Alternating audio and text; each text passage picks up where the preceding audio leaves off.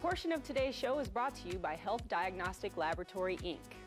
Welcome back to the broadcast. Well, when it comes to HDL, otherwise known as good cholesterol, can it really make a difference in determining good heart health? Well, today we are breaking down the myths of HDL with Dr. Tara Dahl from the Health Diagnostic Laboratory. Welcome back.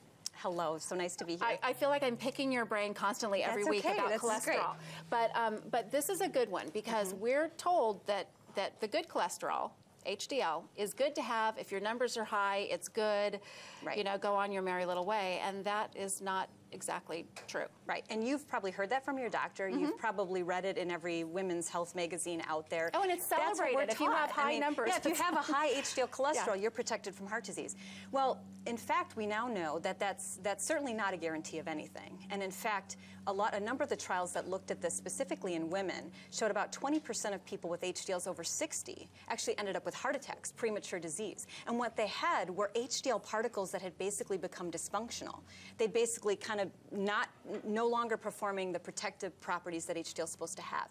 So I always used to think of HDL cholesterol as being like the scrubber. It like goes through the body and it's like a kitchen scrubber. It gets rid of all the bad particles. But imagine if that kitchen scrubber lost its bristles. Sure. You know, it's not going to be able to clear out the bad particles. So if HDL becomes dysfunctional, it's not protecting you. And if you think that because your HDL is high, you're not going to get heart disease, you're mistaken. So this is where doing advanced testing like we offer at Health Diagnostic Laboratory really tells you a much better story as to whether that good cholesterol truly is protecting you or not. So when we talk about LDL, the bad cholesterol, it's more a story about the size of the particles. We're learning and that from how many you. particles are carrying cholesterol. Okay. Right? So how much the ApoB is and how much the LDLP is. Right. So that's for the bad, but for the good cholesterol, now we need to look at are your little guys functional or not? Right.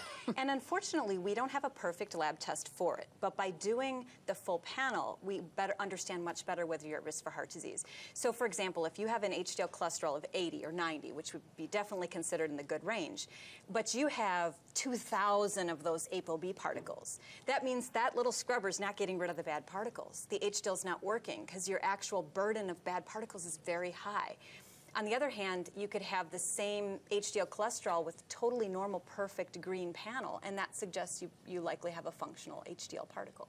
So if your scrubbers if they lose their bristles and they're no longer effective, do they become LDL? Do they become bad cholesterol? They almost become like an LDL. They don't actually turn into an LDL particle, but they basically can contribute to disease, and they no longer have anti-inflammatory benefits and all of the other benefits that HDL cholesterol or HDL particles would normally have. Why doesn't your body just naturally flush those out? If something stops working, why isn't it? Well, there's all sorts of things. I think that, you know, that's a complicated question, and there's a lot of things that go into this because certainly the way we feed our bodies and the foods that we eat can actually create this sort of pro-inflammatory state in our body and can actually be contributory to making those HDLs less functional, the HDL cholesterol and the particles that are carried. So I think that certainly what we do to our bodies, the way we live our lifestyle plays a role. Obviously, genetics play a role too. And some people, unfortunately, were born with, you know, sort of dysfunctional particles that just is what it is, and then we need to just deal with that. But some of that stuff, especially the genetic piece of it, you really can't tell with traditional testing. You have to have the more advanced testing, right? Yeah, you couldn't know, and you couldn't look at either one of us and say, oh, one of you has, you know, a bad profile. You wouldn't know. Right. And between us, it's me. I've seen your profile, it's all green. I don't think it could be more perfect than that. So the thing is, you just can't look at someone and know. You really have to. I mean, blood doesn't lie, and we can get so much information from this testing. You know, interesting that you said that, though, because when my results came back, you made me feel so good about it, because I was like, oh, it's great, okay, great, I'm good. But it's just a snapshot in time, right? So, I mean, that can change. If I decide to, you know, change my lifestyle or eat horribly, or I have some sort of genetic situation that starts to manifest that maybe we didn't test for.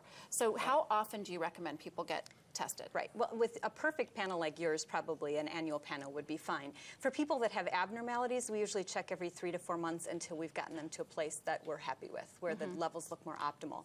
And just, you know, this is comprehensive enough that I'm pretty confident that you don't have any significant genetic issue based on the fact those numbers came back normal. But you also are very fit, you eat well, you exercise, and certainly if you stop doing that, you could start to see an increase in the number of those small particles, and you could see worsening of insulin resistance, which definitely could change with diet exercise.